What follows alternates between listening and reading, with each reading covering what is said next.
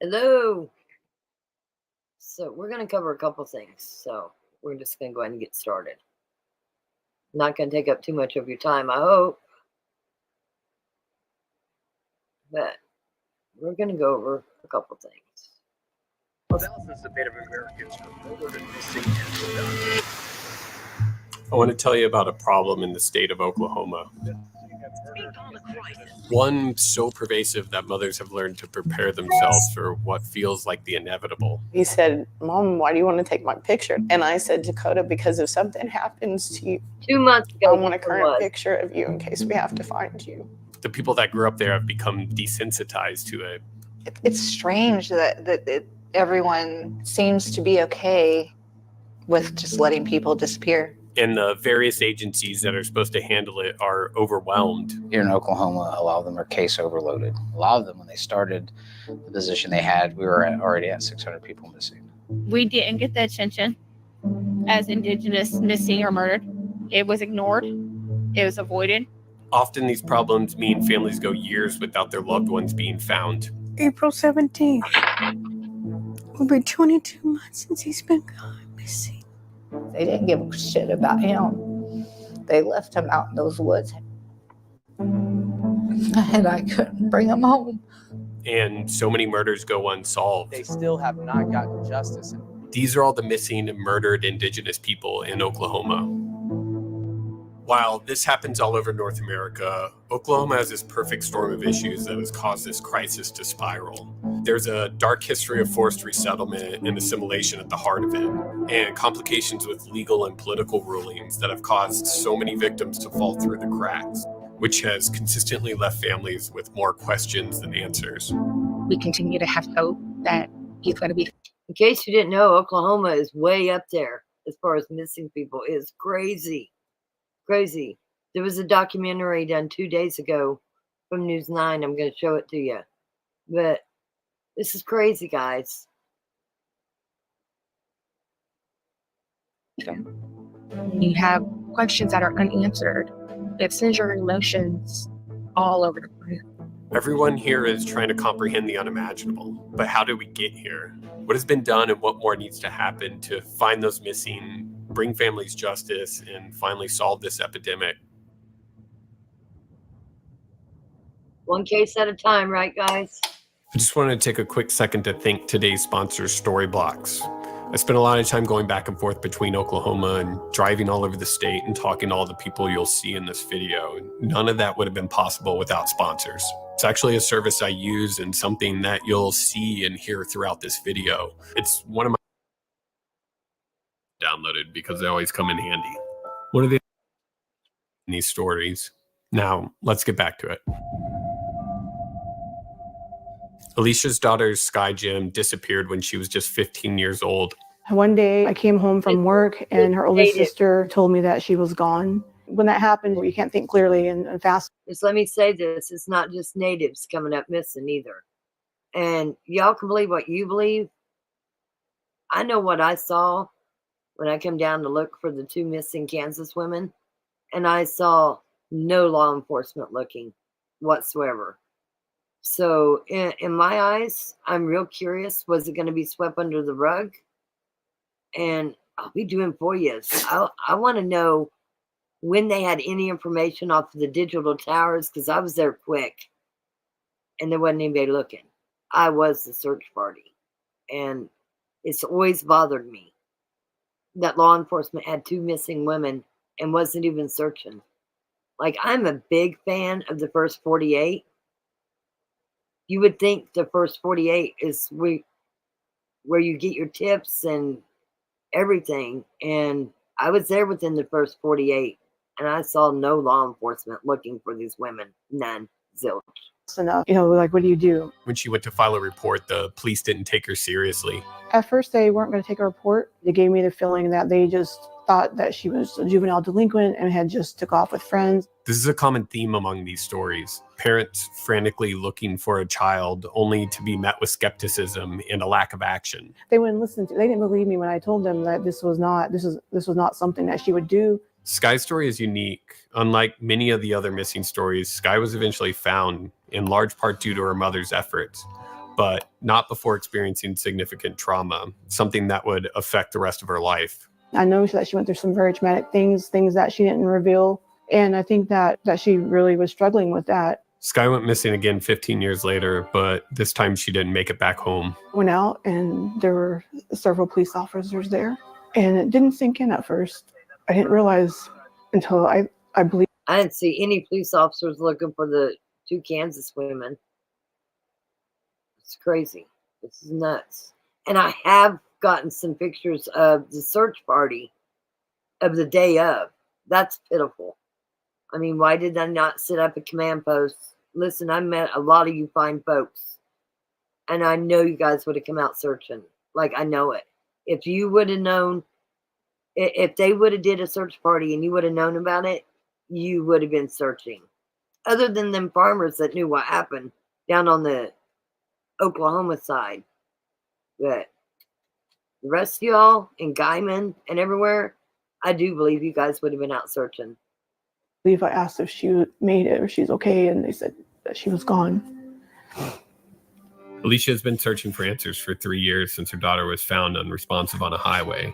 The police closed the case, telling her there was nothing to investigate, despite numerous questionable circumstances surrounding Sky's death. It's just so disgusting how hard it is for someone to not only lose their baby, she was my baby, you know, but also to have to deal with those things too is just beyond understanding. This indifference to Native cases by local agencies isn't an isolated incident. Robin's son, Dakota, was found on this country road outside of Oklahoma City. According to the neighbor, this area right here is the general area of where Dakota was found. He was shot 8 times. The investigating officers took the first 48 hours off. The second day, the homicide detectives, the 2 main ones, took the day off. That is the most crucial part of a homicide investigation. Amen. Robin has been doing everything to try to find justice for Dakota ever since. Every law enforcement officer in the state of Oklahoma that investigates an MMIP, MMIW case should investigate it like it's their own child. Because if you were investigating these homicides like it was your own. It's all of Oklahoma, but there's a lot missing in the panhandle, I will tell you that. It's not just Oklahoma tribes either. The next documentary I'm going to show you, it was done 2 days ago. This is crazy. And I haven't watched them. I just read them and going, oh my God. Oklahoma's up there as far as missing people, like at the top. Your own child's homicide, we'd have a lot more cases solved because you would do everything that you could until you had it solved.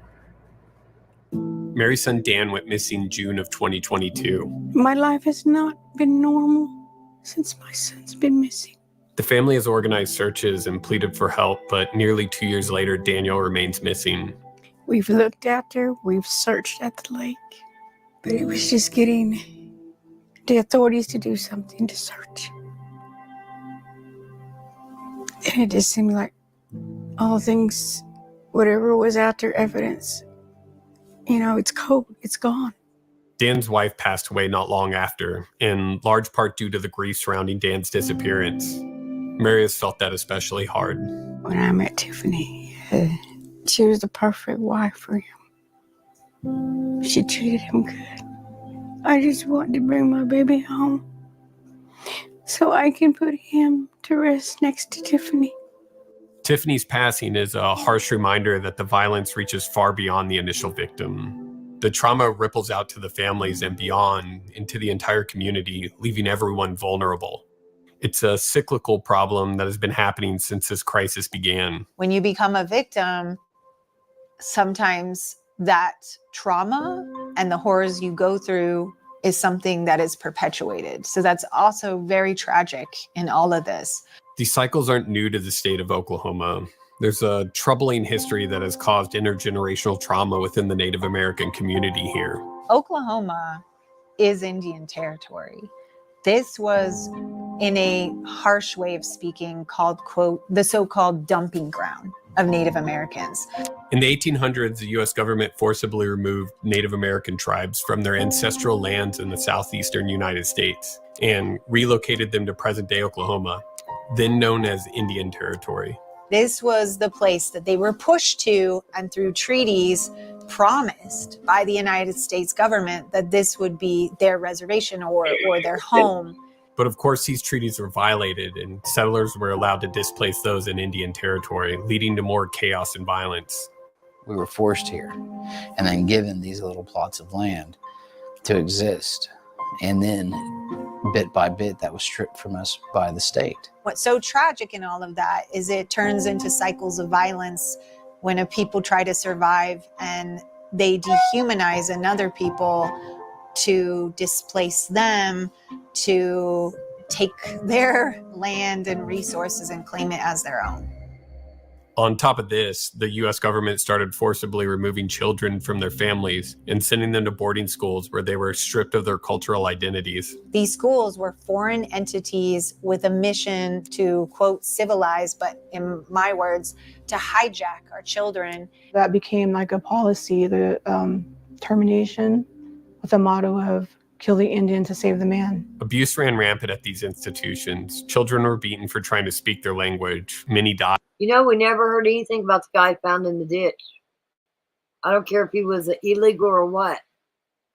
If you remember, the DA task force said an animal got over to the fingers and there was no fingerprints, and then the news said they got good fingerprints, but yet we hear nothing else about the dude.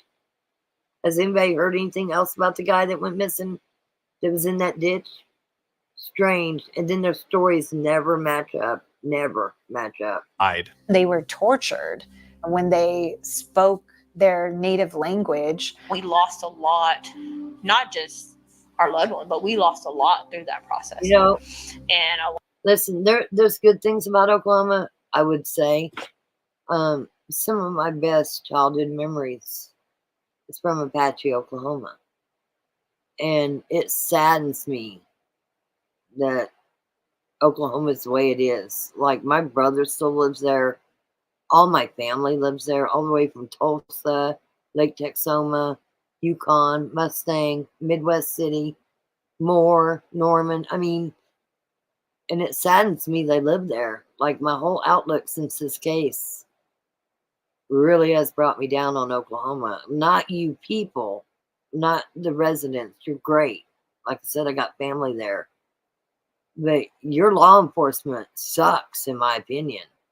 And to allow this to continue, it really broke my heart, and it still does, to know that I saw two women were missing, and I loaded up my car and I went thinking I was going to help search for two women.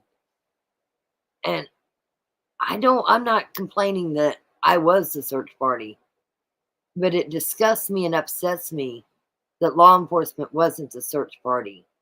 And what could they have possibly found on the day of, or even the next day? Because they didn't find the bodies for what, 13 days? What did they find in the first day that caused only for a couple hours search? I want to know. Otherwise, they should have still been searching. They should have set up a command center. Like, there was none of that. And I've been on several searches before. This was not my first search. This is the first search I went on that I really didn't know the women.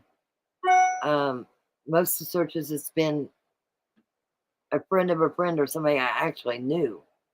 But damn, Oklahoma. a lot of it we can't regain. Oklahoma housed more than any other state, which has a lasting legacy here. We were taken from our homes. We were made to assimilate, and we were forced into boarding schools, and we were murdered, and we were raped. You know, all those things happened to our indigenous people in our history, and that still affects us today. This is not in some lost history. There are elders alive today who experienced that. We're still trying to recover from that, and we're just now really recognizing and understanding that and trying to find ways to address that. But in the meantime, we have all these vulnerabilities because of that. There is a lot of generational trauma coming from it because so many people were housed there. A lot of victims have family members who are at residential schools.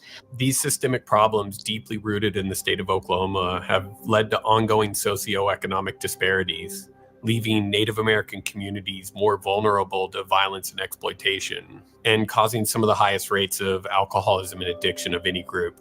We all know what happened, and we know how it affects us today with all of the substance abuse and alcoholism, all of those things.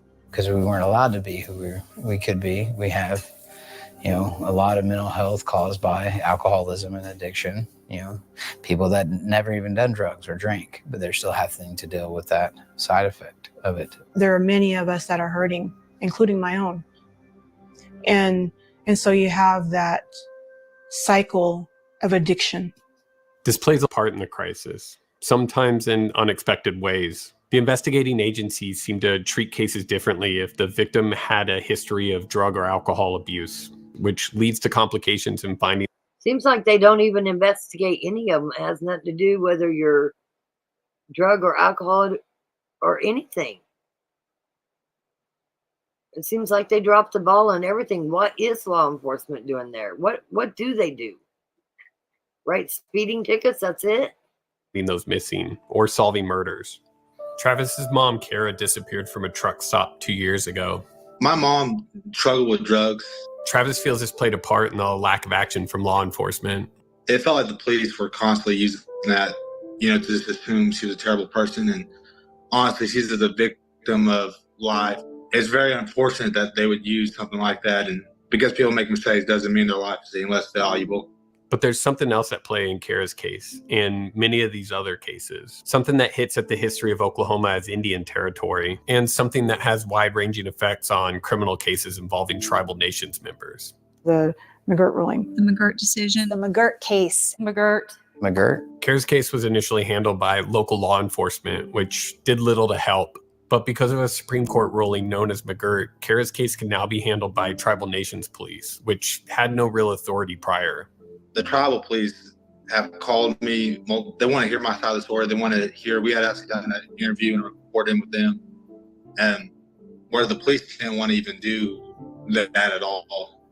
In July 2020, the U.S. Supreme Court issued a landmark decision in the case of Mcgurt versus Oklahoma, which has had far-reaching implications for the state's criminal justice system and its relationship with Native American tribes. The case centered around Jim C. Mcgurt, a member of the Seminole Nation who was convicted of sex crimes in an Oklahoma state court. Mcgurt argued that because his crimes were committed on the Creek Nation's reservation, the state lacked jurisdiction to prosecute him and that he should have been tried in federal court. In a 5-4 decision, the Supreme Court agreed with Mcgurt, ruling that a large portion of eastern Oklahoma, including much of the city of Tulsa, remains an Indian reservation.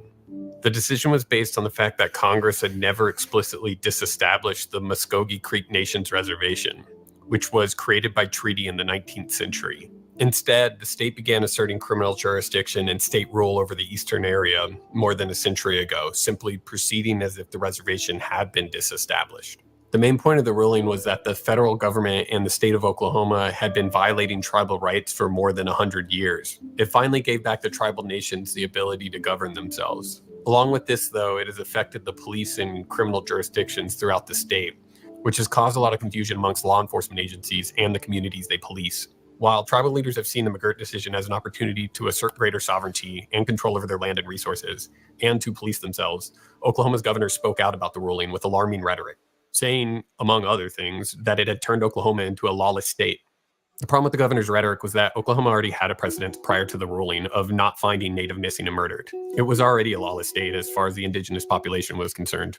I've been watching this, and again, it's not just Native Americans that's coming up missing. There is a lot of Native Americans around the world that come up missing.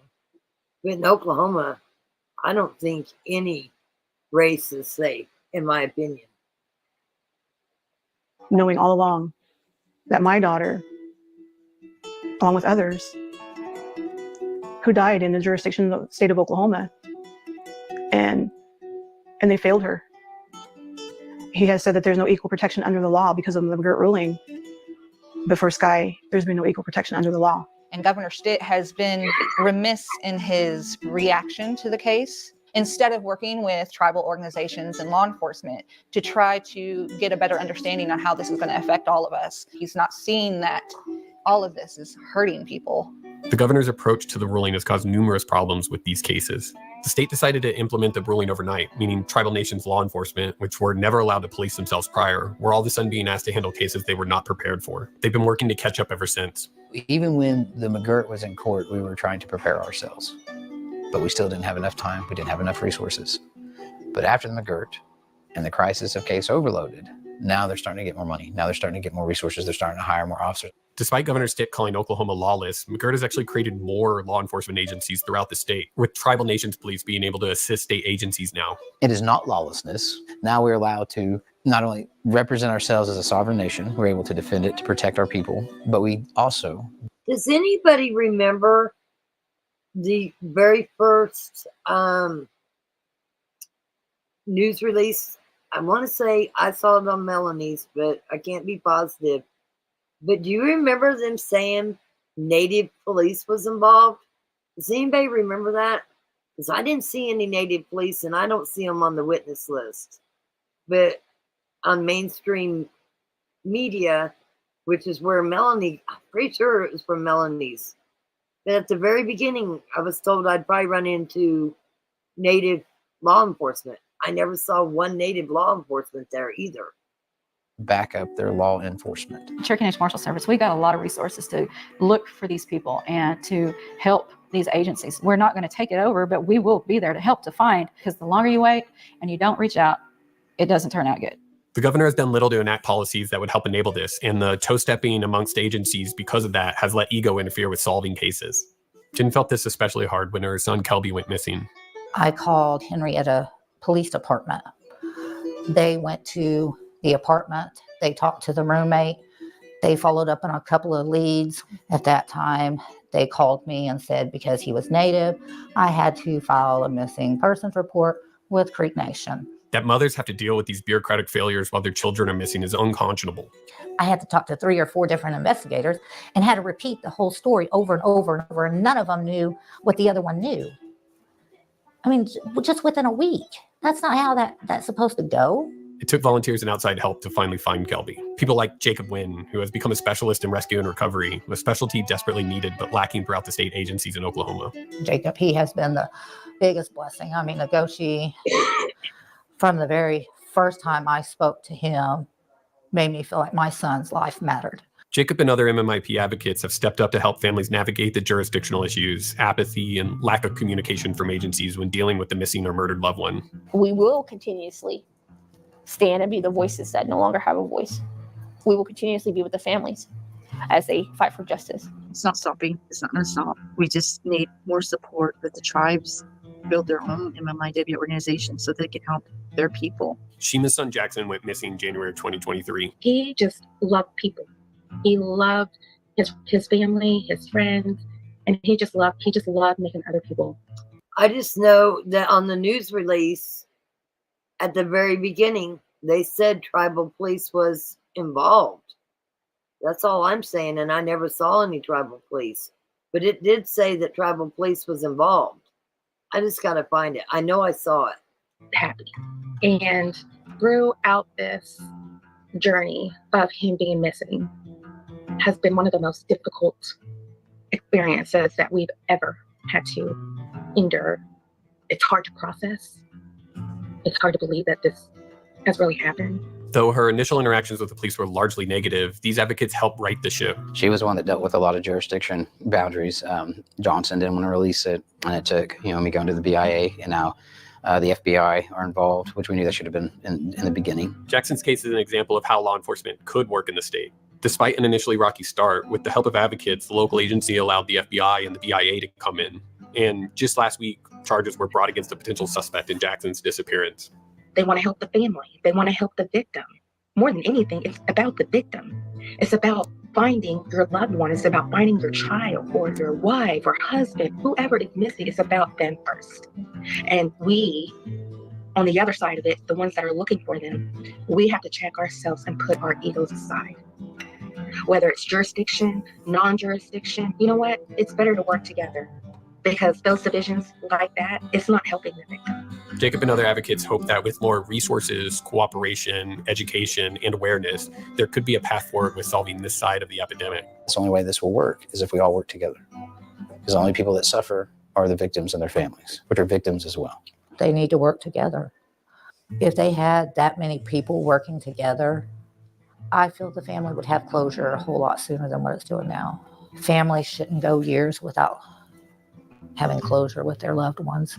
Beyond that, the advocates in this community believe addressing the issues with addiction and mental health will play a huge role. And in addiction, of course, more desperation comes in, and then people can preying on each other. And finally, that reconnecting the next generation to the culture that their ancestors were stripped of will help heal some of the wounds left behind by the intergenerational trauma.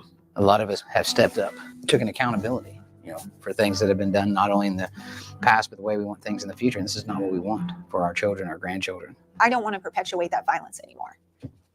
And I don't want my children, especially my daughters, to be at risk anymore, to be a target.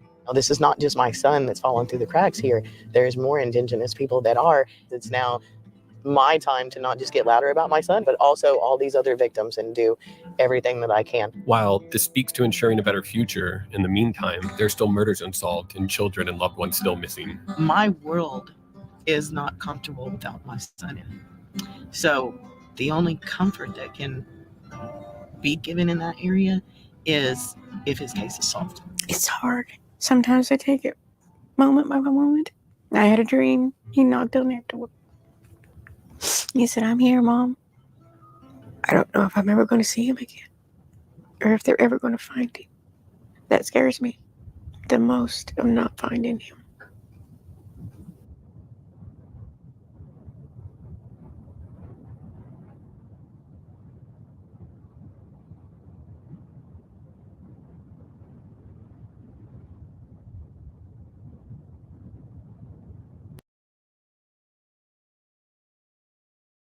Unfortunately, it seems just as easy to be lost there.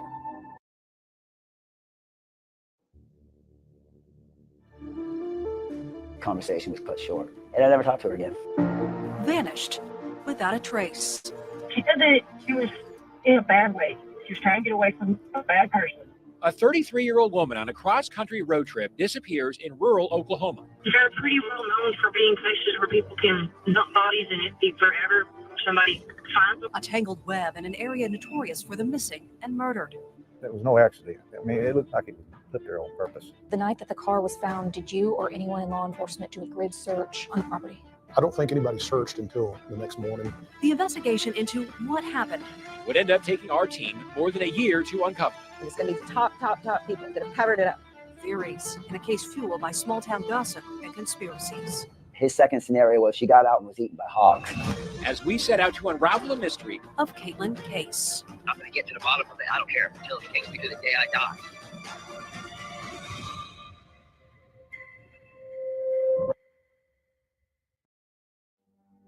It's a small dot on the map, a swath of tribal land along the Red River, with boggy banks and thickets full of secrets. Our investigative team set out on a search for answers in the disappearance of Caitlyn Case. She had been missing for months, and her case had grown cold. What followed was a multi-year investigation that started on a dead-end, dirt-lined road in far southeastern Oklahoma. Here's Lisa Monahan with Missing Case. She came across a river in Oklahoma. And we've had several missing persons.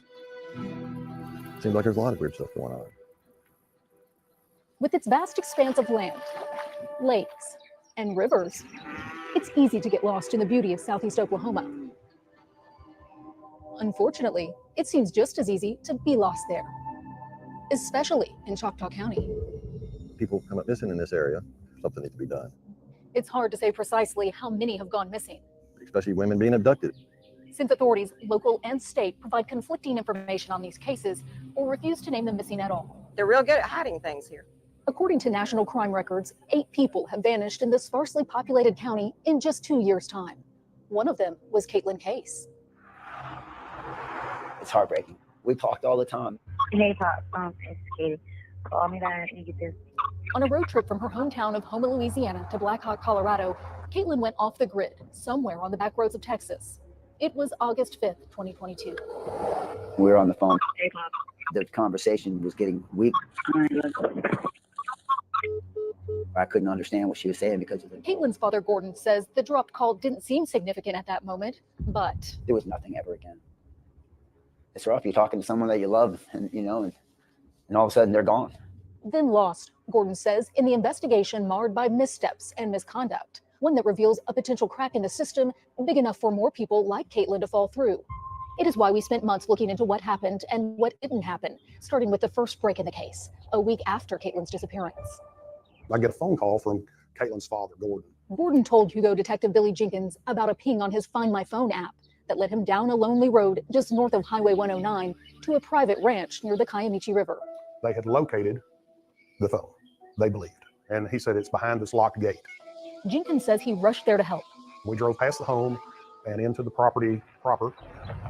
We went through the cattle guards, past the barns, and we began to walk the river. An hour into the search, Gordon starts hollering that he's found the car. I found her. I was like, oh, great. there at the bottom of a rolling hill, cradled between two trees and hanging above the riverbank, sat Caitlyn's car. Clearly, it had wrecked, but was it an accident or an intentional, perhaps criminal act? Someone was attempting to throw it in the river to get rid of it. But nothing in the car could confirm Gordon's suspicions of foul play. The car's empty. The car is empty. There's nobody, nothing, no sign of anybody. No blood, no signs of a struggle. There were, however, several of her personal belongings: phones, credit cards, ID, and most concerning, her clothes and shoes, including what she'd been wearing in the hours before her disappearance. At that point, we notified the OSBI that, hey, we found this vehicle. The OSBI took over the case and quickly determined, through surveillance video and cell tower data, that Caitlyn's car ended up in its final resting spot by the river a few hours after her last communication with her father. And I never heard from her ever again. Theories vary as to what happened to Caitlyn, but one popular with investigators is that she walked away from the crash and hitchhiked out of town. My daughter would have never done like that. And she didn't have any shoes. She didn't have any clothes. We found all that in her vehicle. Gordon is also skeptical of another investigator's suggestion that she may have survived the crash, but was then eaten by wild hogs. They wouldn't be able to find a trace of her if she was torn to pieces. That's what he told. He told Caitlyn's mother.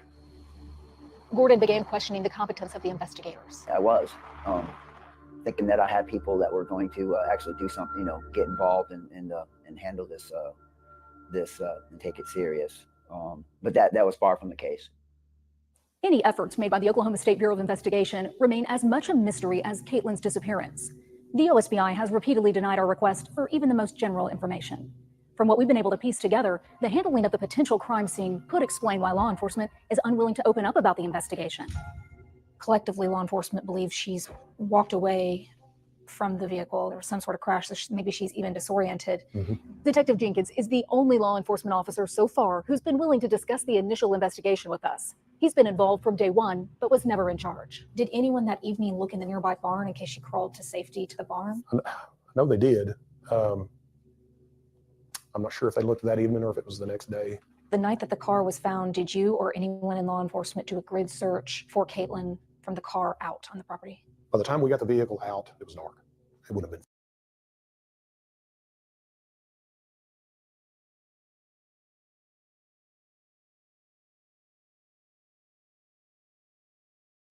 I know sometimes documentaries, y'all don't get interested in it. I get it. There's not a lot to cover right now on the Kansas women, so I'm just going to cover everything. But Oklahoma, you do have a lot missing, and always paying attention. That's my head mod. That'd be me. So yeah, I have 3 devices going at once because sometimes it gets a little crazy in here. And for some reason, I don't know why people would come to my channel to watch it than to block me. So if you're in my channel and you have me blocked, believe me, I can see you. So yes, let's get back to the documentary. Again, this was 2 days ago. I tagged it. It was News Channel 9 that covered it. I'm just saying with what I've been looking at, and listen, you guys send me lots of things of your own family members that's been missing, and it is horribly sad. And Absolutely. I love the Native people. My grandma was half Cherokee Indian. I'm an 8. But a lot of it's not. It's not Native American anymore. It's everybody. You can't even let your kids go out to play without watching them. In today's day and age, you have young children and you're letting them ride their bike, you better be watching them. Like, I wish things were like when I grew up. I got to run the neighborhood on my bike. I didn't wear a watch, but when it started to get dark, I had to be home. Things just aren't the same as it was when we were growing up, that's for sure. For me, anyway. And I'm 56, so. Feasible at that point to find anybody or anything. I don't think anybody searched until the next morning, to tell you the truth. And law enforcement had nothing to do with that search. It was Gordon out there leading the group of volunteers. They searched the property and they come up with nothing. Eventually, authorities did search the property, but not until the following week, and say they too found not a trace of evidence. But time matters in a missing person case because evidence fades, and so can the memories of potential witnesses. The night that this occurred, do you recall seeing anything outside your property on this road before it entered the Harrington property? No, I did not see it. Talking with neighbors last summer, we also asked if their security cameras captured anything unusual the night of the crash. But nearly a year later, there was little chance any video would still exist, unless investigators pulled it immediately after the car was found. I'm going to make this statement because it's going to mean something to you. Not one officer of any kind ever come to my house and ask me anything about what I seen. If investigators had asked, the neighbor says he would have told them about his involvement in the search and what he overheard the property owner say about a possible sighting of a second car on the property. They asked her, "Did you get license plate number?" She said, "No, it's going so fast. I didn't have time for that. All I seen was a taillight leaving out." If that's true, it means Caitlyn wasn't alone. How did a witness who was at the scene get overlooked? Are there others? And what does it say about the thoroughness of the overall investigation? Any statements from the scene lie deep in the files that OSBI refuses to share with us. So we went straight to the source. We heard the dogs. I'd walk outside and felt pretty certain that it was a vehicle leaving the property as far as there being dust in the air and then hearing a vehicle leaving. So I don't know for a fact that's what I saw. It was really dark. All you could see was dust. It was probably closer to 11 o'clock at night. Could you tell which way the dust was going? Like, was it leaving the vehicle property? was leaving the property. The owners are reluctant to say much more for fear of retaliation amidst ongoing criticism in this case. I think they're covering it up. The Harringtons are prominent landowners in the county. Gordon and others believe they're using connections with law enforcement to conceal their involvement in Caitlyn's disappearance, an accusation the Harringtons vehemently deny. So far, there's little evidence to support the allegation, and to show they have nothing to hide, they invited us to look around the property, which we did. Found some more pieces of the car down there. The fact that we easily found parts of Caitlyn's car underscored nagging concerns about the thoroughness of the OSBI investigation. What's the chances of us going and looking at Tad's property? His mom seems to want to guard it really bad. What do you guys think about that? Think there's more bodies in that area that's not Native American? Just people they took care of? I don't know. I tend to believe there is. Got a lot of stories telling me so. Investigation, while our own investigation had us trying to pick up any breadcrumbs of evidence from the route she'd taken. Whenever she saw me coming, she just took off at a high rate of speed, leading to potentially critical new discoveries.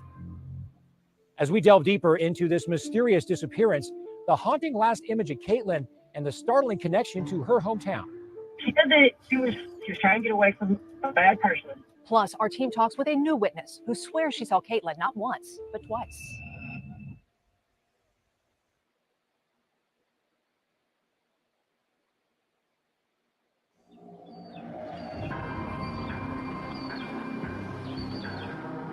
On August 12, 2022, 1 week into Caitlyn Case's disappearance, the phone rang. It was just before 7 p.m. at Choctaw County Dispatch. Yes, sir. All right. I need you to take some notes here. An unusual time for tragic news to come calling. Caitlyn Case, the missing girl from Louisiana, has been found off of 109 at Frogville and go south on 4340 Road. Hugo Police Chief John Mitchell was on the line with a potential break in the case. OSBI, everybody's down there. But it's going to be a fatality car crash, and she's inside the vehicle. It had taken a full week to find Caitlyn Case's car, crashed on a private ranch at the end of that dusty dead-end road a couple miles off Highway 109. We're getting close to the sewing this up, right?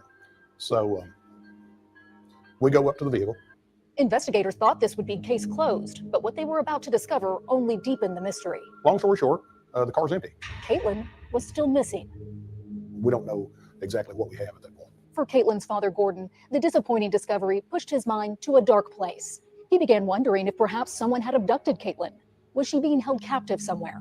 Was she dead? In despair and disbelief, he checked the car for himself. Everything she owned was in it. Her phones, her clothing, everything she hacked, her tools. A lot of stuff. The only thing missing was a strong lead. Still, there were clues. Caitlyn's jeans were inside out, wrapped around the car's center console. A haunting image that left Gordon with a nagging feeling that something very bad happened to his daughter. Every day it's rough. It's okay, take your time. I know it's tough. Someone did this to her. Whoever did it, Gordon says, had plenty of time to cover their tracks because of what he says were investigative failures at every level. The Oklahoma State Bureau of Investigation, Choctaw County Sheriff's Office, and Hugo Police. They never processed this as a crime scene from day one. They never roped it off, taped it off, kept people from going back. It was day. If they had, he says they might have found footprints or other evidence that could have helped determine what happened to Caitlyn. The processing of the car, he says, was no better. There's no DNA either. But they only swabbed the steering wheel and the shifter. From the looks of it, investigators tore apart the car, determined to find something, but Gordon says they came up empty-handed. There was no fingerprints in the vehicle at all. Other than Caitlyn's. The OSBI lifted 2 viable fingerprints from the rearview mirror, and a partial palm print was located on the front passenger window, but it didn't generate any useful information. Investigators were coming up with their own theories, and word was getting out around town. After the car had been processed and stuff, he said they found drugs and drug paraphernalia. And Did they state an amount of drugs? no, he did not. A drug pipe was found wrapped in a blue bandana underneath the car, but forensic testing never determined if it was Caitlyn's. The evidence was non-conclusive, but Gordon insists. There was no drugs in the vehicle. We know that from day one. He'll admit his daughter had struggled with meth, but says she was putting that behind her, She just wanted to get her life back on track. which is why she was driving from Louisiana to Colorado in the first place. She got mixed up with some bad characters and was dabbling in things she shouldn't have been. Poor choices in her early 20s and 30s led to several run-ins with the law, DUIs, drug possession, and resisting arrest before she went to rehab and moved to Colorado. Caitlyn was 3 months sober and by all accounts on the right path when she flew back to Louisiana July 31st to buy a car. Her father expected she'd turn right around and drive back to her new life. She was procrastinating. She was hanging out with some of those bad characters, and it made me very mad. Gordon says it took some convincing, but Caitlyn began the journey back to the mountains August 4th, 2022. She made it as far as Gainesville, Texas before apparently having second thoughts. Surveillance cameras at a roadside gas station captured one of the last images of Caitlyn as she stopped to FaceTime with a friend for more than an hour. One her family says was from her former drug circle. It's not clear what was said, but Caitlyn began backtracking toward Louisiana after that. She said her GPS got hacked, which we know that didn't happen. Caitlyn was lost. By noon, August 5th, Gordon was on the phone trying to help her navigate the back roads, sending screenshots of his atlas with specific instructions. I had circled everywhere she needed to call me when she got to that point. The consistent check-ins were to assure him that Caitlyn remained on track. They spoke in Mount Pleasant, Texas, as she headed toward Bogota, a place Gordon now sees as a turning point, literally and figuratively. The best I can think is that happened is that she encountered somebody that she trusted. Because when Caitlyn left Bogota, I got real good friends in Mount Pleasant and Sims, Texas. It's crazy. This is crazy. deviated from her intended route. We started digging around to find out who she might have crossed paths with at the local businesses. Before long, we were given a name and found a number for a potential witness. She said she had just left from down there. I don't know if she meant Louisiana, Shreveport. The woman vividly recalled her encounter with a woman she believes was Caitlyn. She acted like she was really scared. Melanie Cherry was working the register at a store in Bogota when she says Caitlyn came inside needing help. She was in a bad way. She was trying to get away from a bad person. So I asked her, like, is he out there? Is he with you? And she said no. He was not with her, but she was afraid he was following her. Then, seeing her react nervously to the engine of a passing truck, Cherry says she offered Caitlyn a safe place in the store. She said no. She was kind of afraid that he might see her vehicle and come in. Cherry says Caitlyn then left the store abruptly in a white SUV, not her black Envoy, but returned shortly after with an even more heightened sense of urgency. She said that she was, either way, she needed to get someplace far away. Caitlyn made a second swift departure from the store. By this time, Gordon was concerned. It was after 5 p.m., and Caitlyn should have made it to their next checkpoint. So he gave her a call. She was already past Bogota, obviously, and down in that Cunningham Solar area on a back road going nowhere. And to be that calm and not tell me, Pop, I'm lost, or be concerned where she was. She absolutely wasn't concerned at all. He couldn't have known it then, but that call would be their last.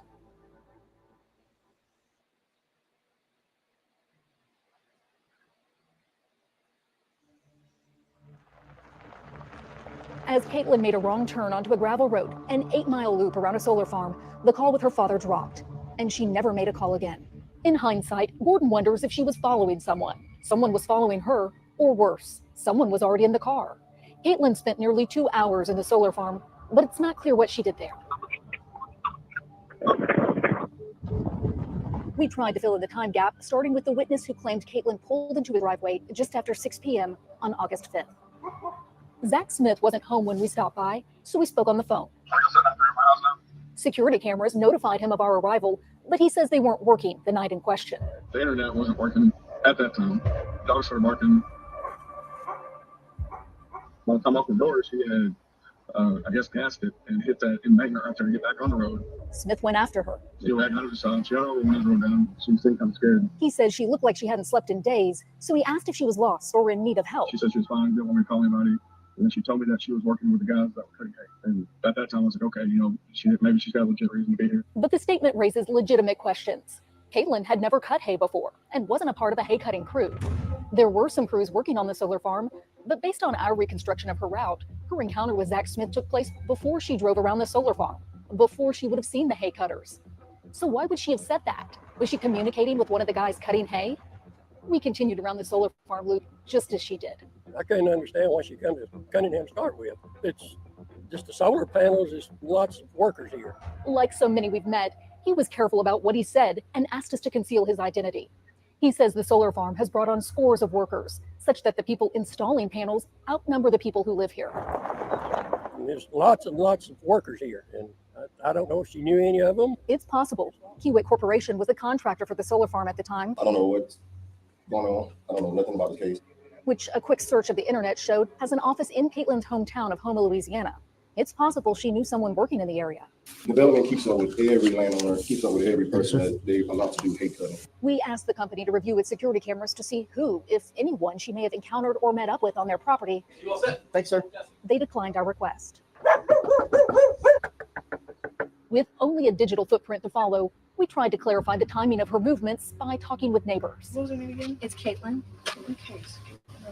Anyone else live here with you, Doug? Well, they're all gone at this moment. Possible sightings by residents suggest a timeline significantly different from the one investigators created based on Caitlyn's cell phone records. Like 2 or 3 o'clock in the morning, somebody had seen her. I don't know. The problem is you have to have permission to go on the property. So that was the big deal, even with searching for Jillian and Veronica. Is the sheriff said I better not be caught trespassing. You have to get permission to go on the property. And you think we're going to get permission down there where the cold is? I don't think so. But you can try. Oh, it was her, but I know I got a person that come to my door the same night, the last time I seen her. Cell data suggests Caitlyn left the solar farm by 7 p.m. Or at the very least, her car and phones did. Because within the next hour, her phone connected to Wi-Fi about 10 miles away to the northwest. We checked with the Lamar County Sheriff for any reports of Caitlyn's car after that and found this. Hello. Yes, Mr. Ray. Yes. Hey, Deputy Van Sheriff, Lamar County Sheriff's Office. A report of suspicious activity from near Jennings, Texas, which it happens is about 10 miles northwest of Cunningham. It was just after sunset, 8:36 p.m., August 5th. My dispatcher briefed me on about the vehicle that was in front of your property there. I got the license plate and description of the vehicle. It's a Louisiana plate, 957. The landowner, Ray Roberts, then said this about the driver. She was really dangerous. I mean, she's whacked out on something, or just really, really afraid of being found out about something. I guarantee you that, because she was running through people's lawns and jumping ditches, and I mean, just crazy stuff.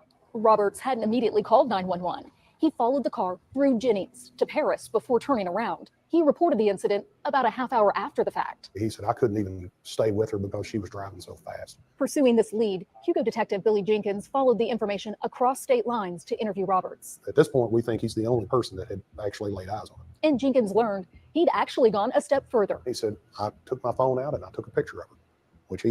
What you got going on here? King James, tickle me Elmo. What is that comment? I agree. What is that comment? What does that mean? If you don't like watching the documentary, please move on. He had with him.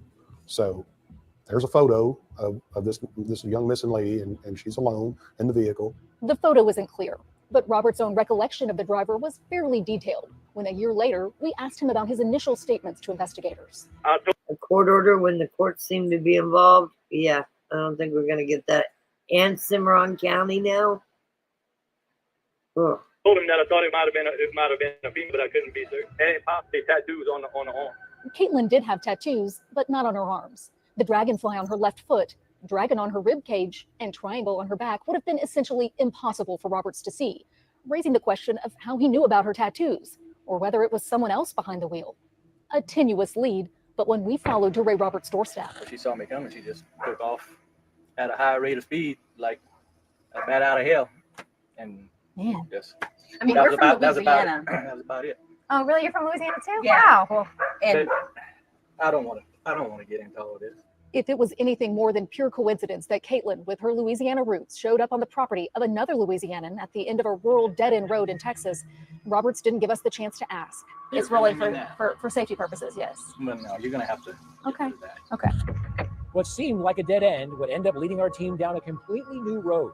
Still ahead, we uncover a potentially critical oversight. An uninvestigated report leading to a crucial gap in Caitlyn's whereabouts.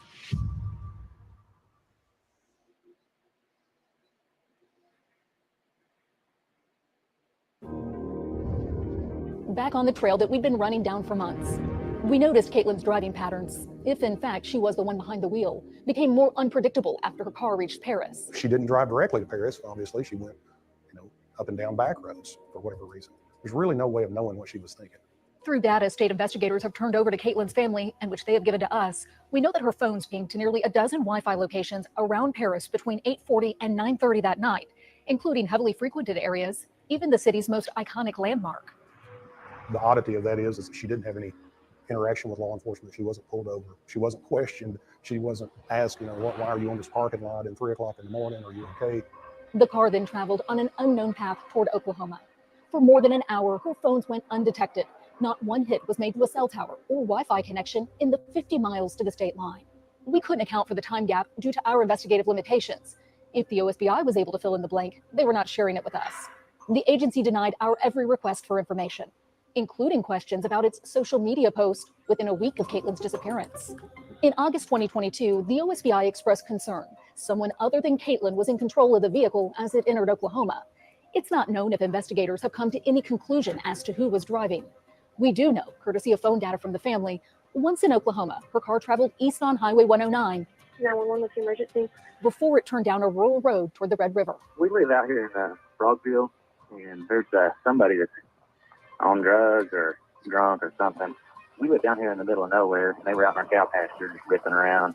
A few minutes before 11 p.m., at least 2 neighbors called police to report a suspicious, potentially dangerous driver. They're hitting the brakes, slowing down, speeding up, about to hit the fence. Then suddenly, according to one caller, the car changed course and sped across the highway, ignoring the stop sign and racing toward the Kiamichi River. I'm going to say they're in pretty bad shape. Okay, I'll let them know. All right, thanks. Unfortunately, we discovered Choctaw County never dispatched anyone that night. It's not clear why, but we were told the dispatcher was only reprimanded and still handles emergency calls for the county. Whether neglecting to send an officer to investigate was malicious or an innocent mistake, it not only had potential consequences for whoever was in the car, it also complicated the investigation in the early stages. So I was looking for Lisa Monahan with News 9. Okay. Been trying to get in touch with you. I know there were a couple of 911 calls that from there on 4340 Road, I believe it was suspicious activity, driving through a pasture. Does any of this sound familiar to you? I have heard that. But that didn't come into your office or to your dispatch? Not to my knowledge, no ma'am. So if there was, then there would be some type of report on it, but there's nothing that I know of that we even made a report on. I mean, it went straight from Hugo Police Department to the OSBI. Choctaw County Sheriff Terry Park acknowledged all agencies route their calls through his communication center, which serves as a central hub for coordinating assistance in the county. But he could not account for the oversight. When that case came in, the Hugo Police Department, why them? It wasn't even their jurisdiction. Well, really, I don't know whose jurisdiction, but they took it, whatever little bit they might have done, and then the OSBI took over. I don't even know if we even made a report. If anyone in law enforcement had actually been dispatched when the calls came into the Choctaw County Communications Center, they might have been able to intercept the driver. They've been at this for a while.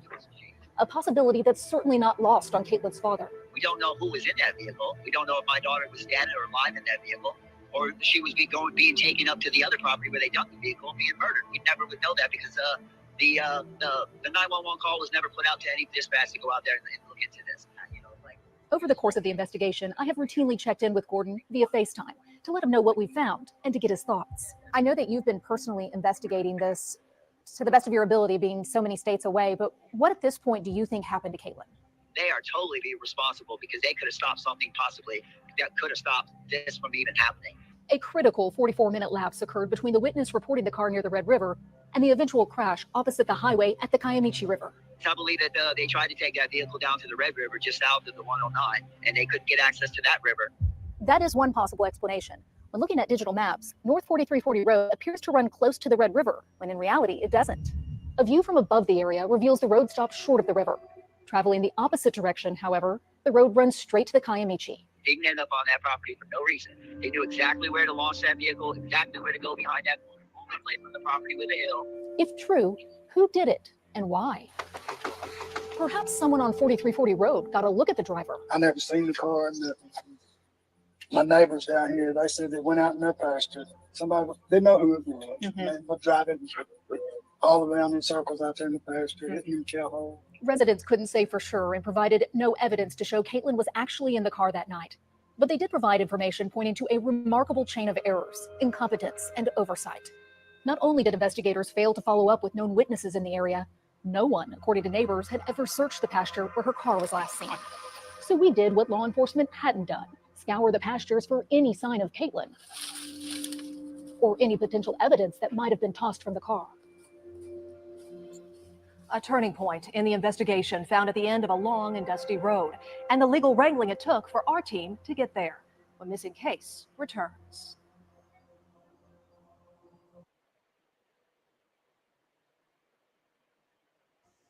The truth waits patiently to be discovered in the year-long search for Caitlyn Case. Her parents say to this point, the investigation could be summarized by overlooked leads and potential negligence by law enforcement.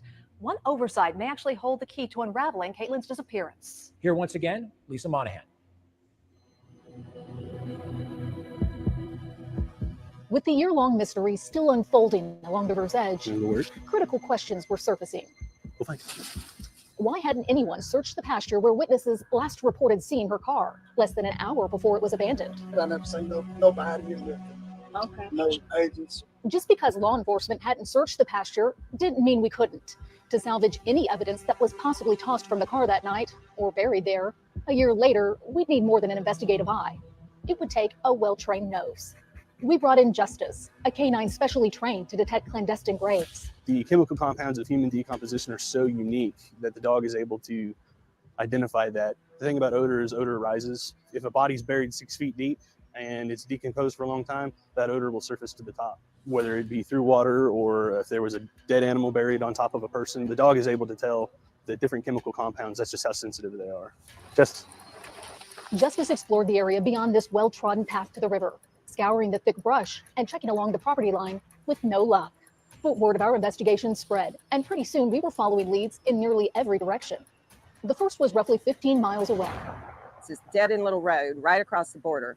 Roebuck Lake is just off Highway 271 near the Choctaw Casino, a spot known to the locals as a hotbed for criminal activity. It's been treated like a public lake, and it has been the site, I fear, of many girls being abused for many years. Stacy Harley says her family owns the lake, but a county road allows the public to access it in a secluded area. You go down there, there's spent condoms, needles, girls' club. She's been trying to get the county to close that road for years, but says the requester often met with indifference. So she's trying to police it herself. It looks pretty good, though. On August 9th, 2022, 4 days after Caitlyn disappeared, Stacy took video of an inconspicuous car, then approached the male driver. A female reared up in the back of the seat behind him and could barely hold herself up.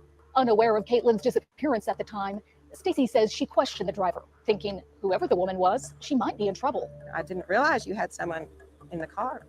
And he says, "Oh, that's my wife." I said, "Well, she doesn't look very well." Stacy says she immediately notified authorities, but they didn't take her seriously. She's not sure why, but thinks it could be because she'd been embroiled in a water rights dispute concerning Roebuck Lake with, coincidentally, the same people who own the property where Caitlyn's car was found. Stacy is now convinced the woman in the car was Caitlyn. There's no other evidence to support that conclusion, but Stacy's story certainly suggests that personal grudges and legal entanglements may have played a role in the oversight of potentially critical information. If they're all going to say that this is what happened and Stacy's crazy and not credible, then okay then. What about the other people that are missing around here? How many more do you want to look for while you're here? Most people just turn right around, and like he was here 7 minutes, which isn't long either. People know that people have cameras on their place. For now, we remain focused on Caitlyn Case and another possibly overlooked lead. There's not any reason to come down this road unless you're coming to my place, basically. That's the only thing down at the end of it. We arrived at this potential connection. Speaking of cameras, if you don't have cameras, you should have cameras. They've gotten cheap enough. I have the rings. I have hardwire cameras and I have the rings, and video don't lie. Sorry, I've got some congestion since I've come back home. But anyway, if you're one of the people saying this would never happen to me, or you don't need cameras, cameras is the digital age, and that's how we find things anymore. If you don't own cameras, you should really check into it. They've gotten fairly cheap, and they're definitely 1,000% worth it. Between Caitlyn's disappearance and another highly publicized missing person. I had a guy show up in a van in my camera. It was August 6th, the morning after Caitlyn went missing, when a trail camera on Jerry Ritchie's property about 15 miles south of Paris captured something out of the ordinary. This unknown man in a white van drove down a seemingly private road, past the cornfields, and right up to his gate. He was at the gate for about 7 minutes, and then, he pulled up, got out, apparently walked up to the gate. The gate is just out of the camera's view, so it's not clear what the man was doing there. Ritchie says he didn't give it much thought until 2 weeks later, when he saw the OSBI's Facebook post asking for any video along Caitlyn's route. The time frame is unusual, that this guy shows up the day after this lady went missing. Ritchie says he immediately sent the information to the OSBI, but never heard back. So we got to investigate and all we could, and we decided after that we would come out and look. This is 2 weeks later. Ritchie and his family didn't notice anything unusual, but with no official search by police, they were concerned and consequently sent the tip to Caitlyn's family. We just thought we would try to help because like I said, there's been other many people come up missing in this area. The first case that came to his mind was Allie Burris, a young woman who vanished in 2015 while traveling Highway 271 in the same area of Texas. The cases were eerily similar. 2 hours of her travel went unaccounted for before Burris became lost in a remote area, crashed her car, and called 911 for help. Be advised, I'm on 911 with a young lady who's had a 1050 major. She's not sure of her location. It's going to be somewhere off of 1924. Her phone's singing in the middle of a field. She advised all she can see is fields at this time. The search teams eventually found the car abandoned in a cornfield, but no Allie. A month earlier, she had filed a lawsuit against local law enforcement, which proceeded despite her having vanished. 2 years later, a jury ruled in the officer's favor. And then strangely, within a few months, Allie's remains turned up in an area that had previously been searched. The coroner was unable to determine how she died. It seemed like there's a lot of weird stuff going on. Apparently, law enforcement didn't look into Johnny Hall's tip either, which he also sent in 2 weeks after Caitlyn went missing. The same day, the OSBI posted her missing person flyer. And I looked at the flyer and I told my wife, I said, I've seen this lady before, and I was dead positive. I knew that was her. I mean, it was the beauty mark on her face gave it away. Hall says he reported a possible sighting of Caitlyn in a white SUV at a gas station in Paris, Texas, during the early hours of August 17th, 2022, almost 2 weeks after she went missing. But no one followed up. We'd seen a white SUV broke down, and in the passenger side seat, there was a young lady that was crying. And the two other ladies that was with her approached us and asked if we'd had jumper cables. Their car trouble, he says, put him face to face with a distressed woman. I said, I don't know what you're going through, but it can't be all that bad. Just keep your head up and keep going. And the two ladies that was with her said, oh, she's fine. She's just going through some things right now, and car's messed up, and she's a long way from home. Both would have been true for Caitlyn, but he says the other women didn't give her a chance to speak. In hindsight, Hall believes the woman was Caitlyn Case and she was being held against her will. I tried to call the number that was on there, the OSBI, but no one ever, I guess after hours, nobody answered the phone. Hall says he had to call several more times before finally getting to speak to an agent who then questioned his credibility. He just said, like everything I would tell him, you sure you saw her? You're 100% positive. And I said, yes, sir, I did see her. He says investigators never took an official statement from him and didn't ask for a description of the two other women. He says one was blonde, one brunette, both about 5'7", in their 30s, and with visible tattoos. One of them was tattooed on the shoulder and around the neck area, like maybe some Old English, but I couldn't read it. Hall also described distinct tattoos on the second woman. They were just random, little knick-knack like cat print, little footprint, deer print. The tattoos could be significant since the witness in the last confirmed sighting of Caitlyn's car described the driver as having visible tattoos, which Caitlyn does not. Hall's description of a white SUV also checks back to the store clerk's description in Bogota, less than 20 miles away. Remember, she saw Caitlyn leave in a white SUV after asking for help getting away from someone. Not to mention, 2 cars were said to be involved when her car crashed. Hall's information could have helped authorities identify and question the women he saw in a white SUV, even if it was only to rule them out. The family questioned investigators as to why they failed to follow up on leads in this case. That OSBI officer decided to say, oh, no, well, they're not credible because it was way too long after the fact. The people didn't even know about it until OSBI announced it on the bulletin, and that was on the 19th of August. And that same day, those people contacted OSBI through email. This is the bulletin he's referring to, a post on the OSBI's Facebook page. More than a year passed without any updates to it, so as we routinely do, we asked the OSBI for an update, specifically whether investigators still believe, as they indicated in the post, that someone other than Caitlyn was driving her car when she crossed into Oklahoma. With the public's interest in mind, we also asked for any updated information on her route, stops, and interactions. All requests were denied. OSBI policy with an open case, we don't have to tell you nothing. That's very convenient for them, isn't it?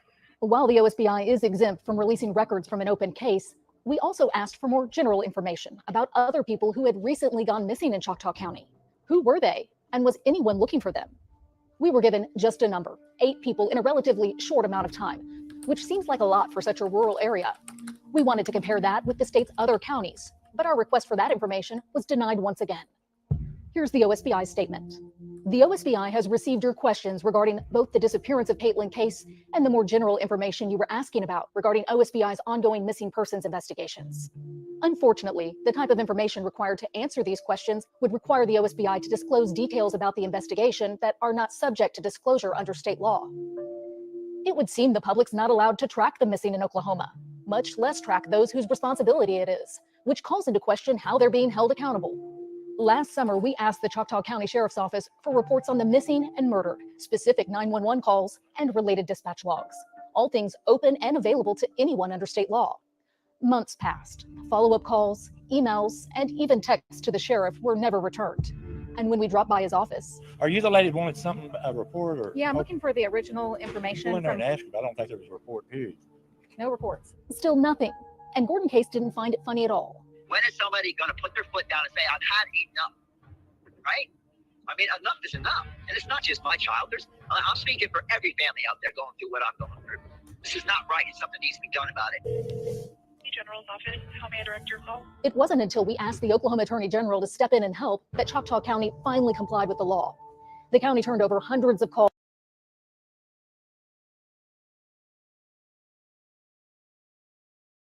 and records, a 5-month process that uncovered more problems. You're going to go south on North 4340. We learned the county's 911 recording system wasn't always working in the days leading up to Caitlyn's last sightings. Missing persons reports didn't consistently state if a case was still open or closed. Dispatcher call logs seemed incomplete, and there was not a single official report detailing local law enforcement's search for Caitlyn or the recovery of her car. I think the problem is that these areas are so rural that law enforcement in those areas think that they can absolutely do whatever they want because nobody is watching them. We received the records one day, revealing errors, and the very next day brought a more startling find. It's a story News 9 broke last night after human remains were discovered near the Kiamichi River in Choctaw County, just a stone's throw from where Caitlyn Case's car was found last August. Was Caitlyn there the whole time? Still ahead, the new twist in the tangled web along the riverbank.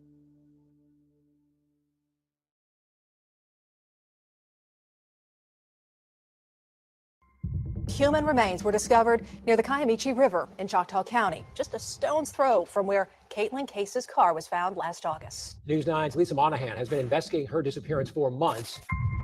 The discovery of human remains in 2023, a potentially major development, happened one day after authorities had been forced to release the case records we had invested months of legal wrangling trying to get. The timing was either an unusual coincidence, or as Caitlyn's father Gordon believes, too unusual to be a coincidence. You know what's very suspicious is that only a day after or so after the pressure's on, now we have a body. Don't you think that's a little bit odd? And all this time gone by, over a year, and all of a sudden now you've got a little bit of heat, and oh, wow, look, we've got a body.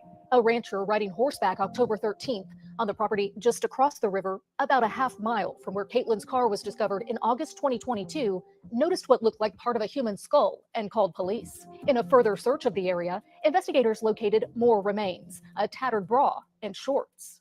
I think they thought, number one, if we found it, it would pretty much crush us, and we would maybe lay off a little bit. To Gordon, it seemed too calculated and left him questioning the credibility of this sudden revelation. I said from day one that they were going to have to bring her there at some point. They were going to have to find her in that area to make their story come true. Law enforcement had long been pushing the theory that Caitlyn crashed her car and then escaped into the dark depths of the heavily wooded area, leaving behind her shoes, wallet, and phones. But you know what? We're not going to believe that. I don't believe that for 1 minute. If the remains were Caitlyn's and weren't placed there by someone trying to cover up a crime, investigators would have to be able to explain how. After crashing her car, Caitlyn, barefoot, made a difficult descent down the 40-foot embankment, swam across the river, climbed up the other side, and made it several hundred yards before collapsing in a hayfield, just short of a nearby house. It's just nonsense. This never happened. No, they planted her there after the fact. I don't know if it was days after, months after, but either way, she didn't do this on her own. Gordon has no proof of his allegations. The Oklahoma State Medical Examiner was able to prove through dental records that however they got there, the remains were those of his daughter Caitlyn. One mystery solved, Caitlyn was no longer missing, but another mystery only made deeper. What happened to Caitlyn? How did she die? And had she been in the pasture all along just begging for a proper search? In 2022, within a week of Caitlyn's disappearance, investigators supposedly searched the river and land in the area, telling parents they'd looked at every level with drones, boats, and on foot. I walk the river as best you can. There's places where you can't get too close because it's dangerous. Detective Billy Jenkins' earlier statements about the river search take on new significance since the discovery of Caitlyn on the opposite side, raising questions as to how she could have crossed it after the car accident that night, and without leaving any trail behind. No footprints in the sand, no footprints in the mud. There was nothing that would point to anybody being, that doesn't mean that somebody didn't go in the water. From the air, even across the river, the chances of spotting someone or something seemed higher. How would the drones have missed Caitlyn if she'd been there all along? One possible explanation, the skull was found on the property line.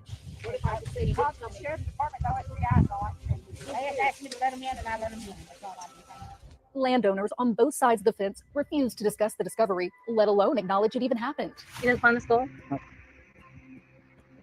Do you know who did?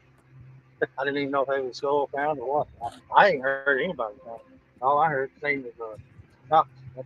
Without access to their private property, it was difficult to understand how no one found Caitlyn there for more than a year.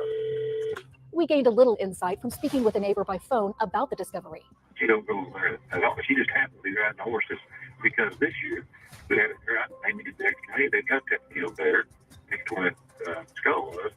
They haven't put the field here. Uncut until the summer of 2023. It's plausible the high grass had hidden Caitlyn's body all that time.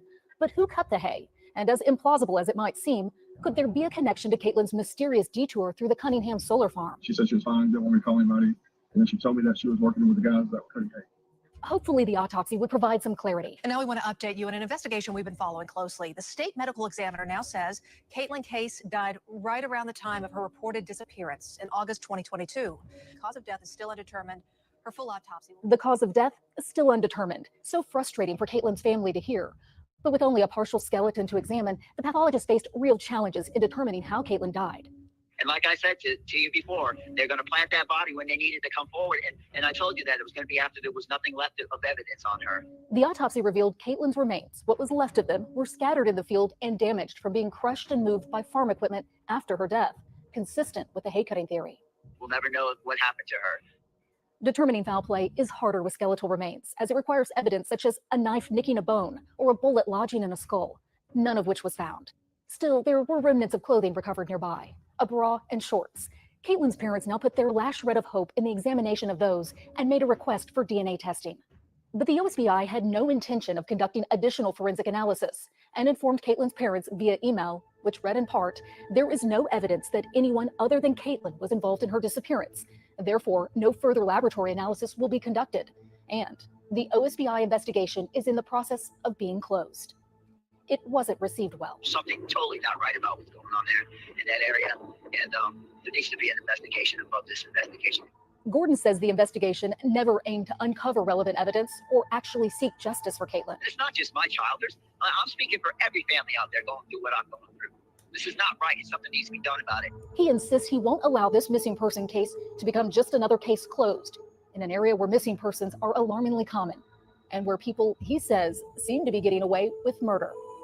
I'm going to get to the bottom of it. I don't care till it takes me to the day I die.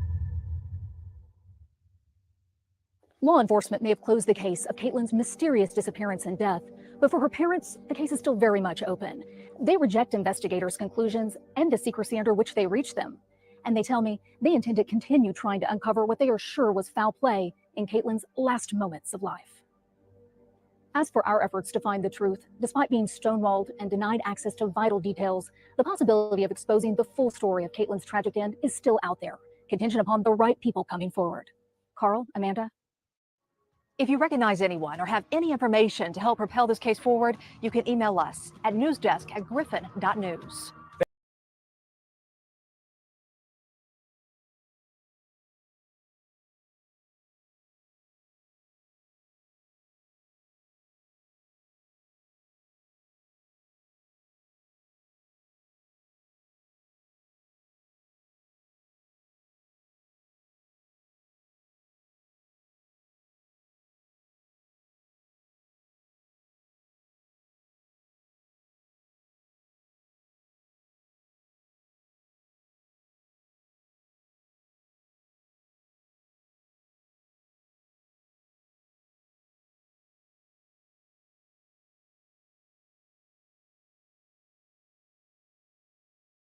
Oklahoma Pandel's voice has returned to the national stage. News Channel 10's Sydney Batsloff spoke with a Guyman resident who's a delegate at the Republican National Convention in Milwaukee. It's a historic moment for the Oklahoma Panhandle. There hasn't been a delegate from the region in 24 years. The state of Oklahoma proudly cast all of its 43 votes for President Donald J. Trump. This seat belonging to Larry Watson, a Guyman resident who was behind one of those votes. It's been a real honor to be a part of the process and to let people know that that not just the Panhandle, but numerically, my one vote here at the Republican National Convention represents about 90,000 Oklahoma voters. Take a look at what happened. Watson says Saturday evening's assassination attempt changed things, not only for the United States, but for the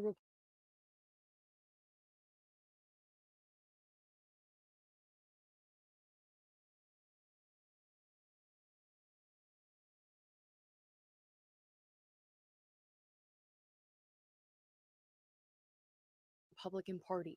Obviously, would have been a completely different week had a bullet been an inch more to the right. It is a different feel than what we were kind of expecting.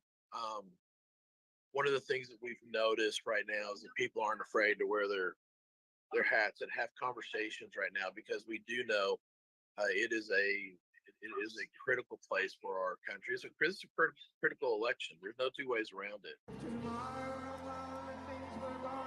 As the former president showed his bandaged ear for the first time since narrowly escaping an assassin's bullet, Watson watched nearly 25 feet away. We had some of the best seats in the entire house just to see him come up the stairs. I'm not an emotional guy, and I was just kind of looking around. It was just with our entire delegation. It was a very emotional experience. Just a proud moment. Just a proud moment for our country. Larry Watson says representing the Oklahoma Panhandle is important, especially after Cimarron County's GOP made national news when GOP Chair Tiffany Adams was charged with murdering 2 Kansas mothers.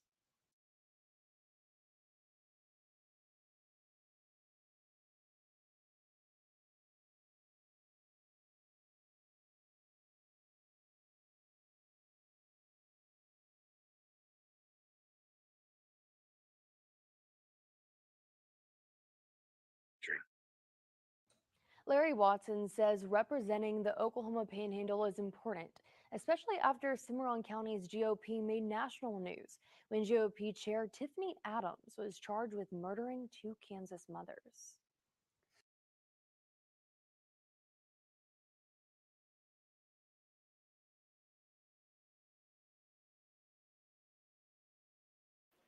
Had you guys seen that? They threw Tiffany Adams in there at the very end. This is crazy.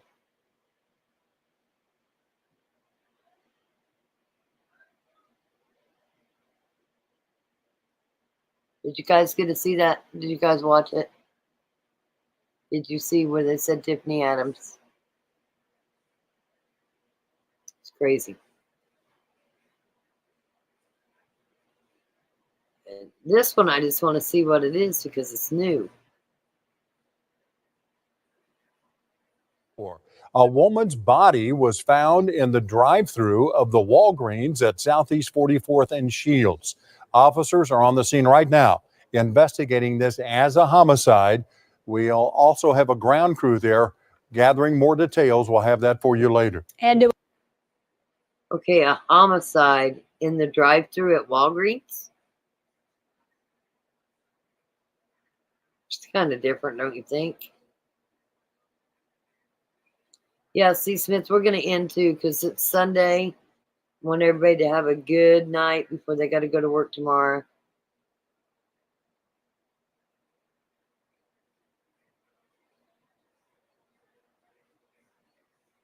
Richard, I don't know, but they snuck it in there. Like, why did they even bring it up? But they snuck it in there. And that was the same day that she could have been filming court. And they didn't send anybody. I don't know. Yeah, there's evil everywhere in every state. I get it. But this has been like thrown in my face in the fact that I went there to look for 2 missing women and now I'm uncovering all this craziness. Oh, it's so crazy. But I'm going to try to get back on schedule. I am back home. Got stuck in Dodge City because of the weather. And then I got almost slept in my car again. Oh my God. Never ever slept in my car until I slept out in front of the Four Corners. And the weather was so bad that I slept in my car because I didn't want anybody stealing my shit. I've been gone for a month. So I stayed in my car because I wanted to guard my shit. And I will guard my shit. So I'm going to get me that motorhome watch. Then I'll stay wherever the hell I want. We have a great crew. Thanks to all the mods. Thanks to the subscribers that's watching. We're trying to stay on top of things. There's so much more to follow. I personally like documentaries. There's more documentaries on all the missing from Oklahoma. There's a lot. There's a lot missing everywhere, but right now we're dealing with Oklahoma. So that's what we're going to keep dealing with. And we're not going to stop. We're not going to back down. So we will keep it going. Much love to everyone. Always be your best. Treat people the way you want to be treated. And we're going to get back on track and start digging hard. And Rock's going to be working on our media pass because I'm going to get me one. Watch. Love you back. Love you all back. There's not going to be another hearing going uncovered. That's for sure. And you know what I do? I believe that it's law enforcement that moved the barricades. I also believe I need to pull up your law because in every other part of the country, sidewalk is a public place. So should be able to stand on the sidewalk without being pushed further away. So, going to be doing some more investigating and figuring out, because things just aren't right.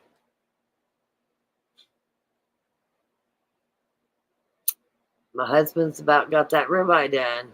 I know I can hear him in there. Sounds like he's cutting it. So I'm going to end this. It's time to eat. We do shenanigans on the channel where we can cut up and do different things. So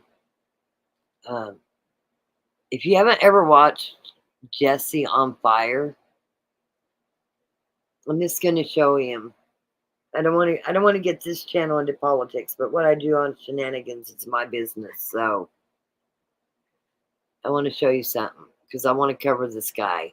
I watched Jesse on Fire, but he's got some amazing stuff. And this one right here is crazy. I'm just going to show you a little bit of it. But I want to do a live on it. Of, oh, if this would have gone well, we would have made $1 billion. Oh, weird. It's just all these coincidences adding up. So we're going to talk about that.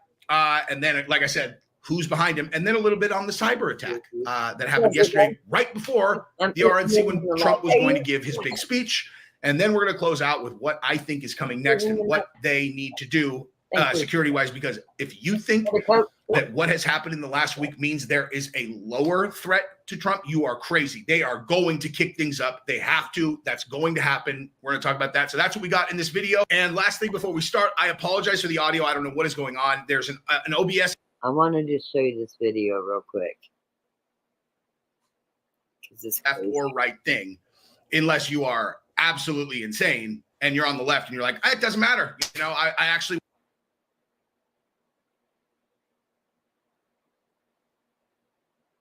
Sometimes Jessica's talking a lot.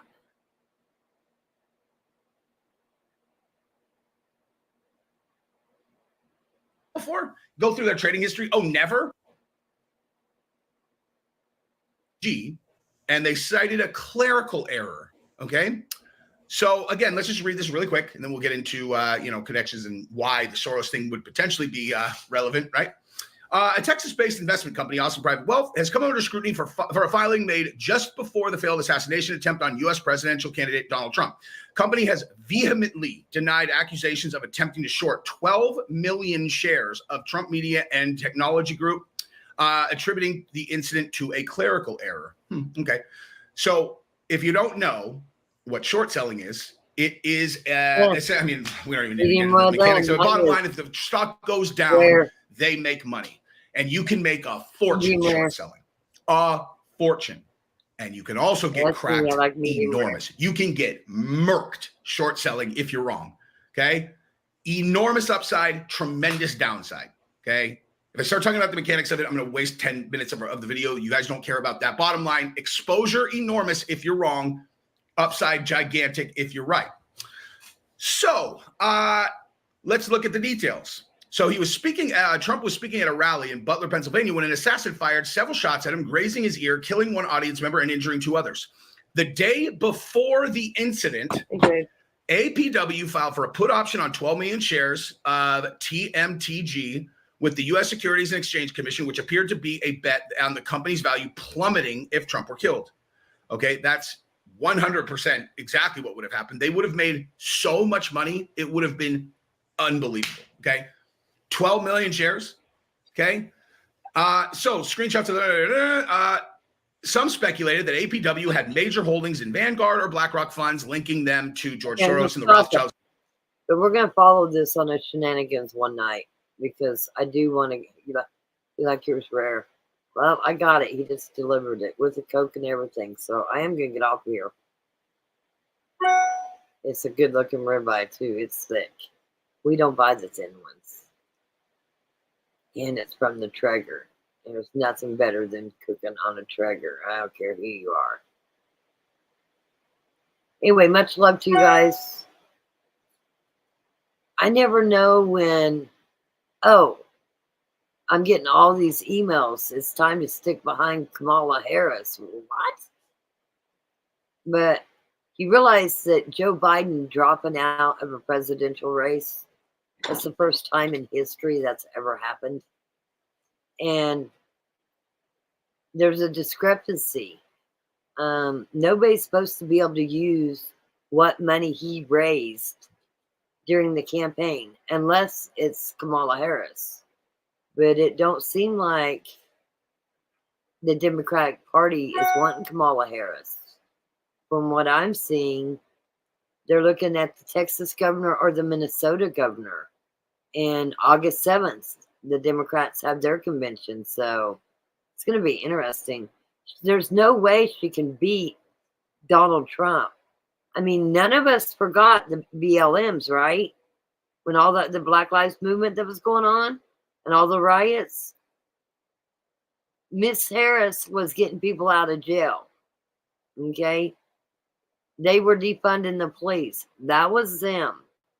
So, anyway, we'll do that on some late night shenanigans because I think we want to. I want to cover it for whoever wants to watch it with me. If nobody wants to watch it with me, if nobody wants to watch it with me, I'm okay watching it by myself. So, just the FYI. But that might be something we cover in that. And, you know, always that one weirdo shows up. Anyway, guys, much love. We're going to do some more. I know you'll watch Girly Girl. I know Jamie will watch. So, yes, we'll do it. I want to dig a little bit more into where this campaign money that's been raised is going to go.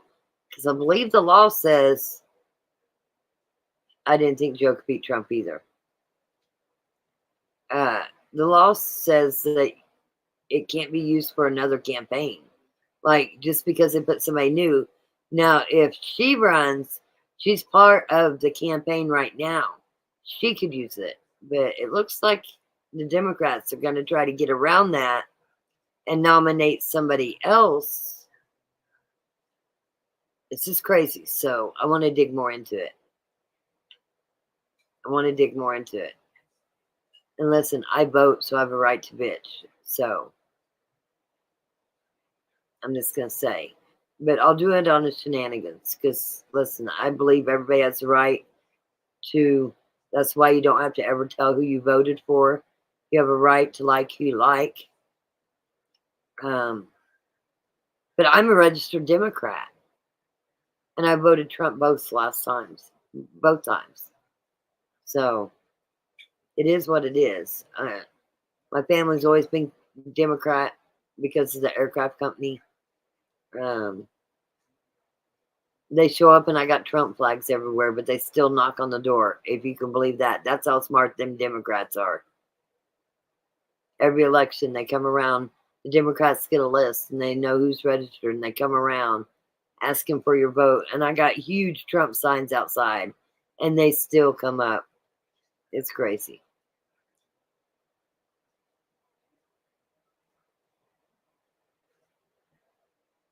Anyway, guys, much love to everyone. I'm going to end this live.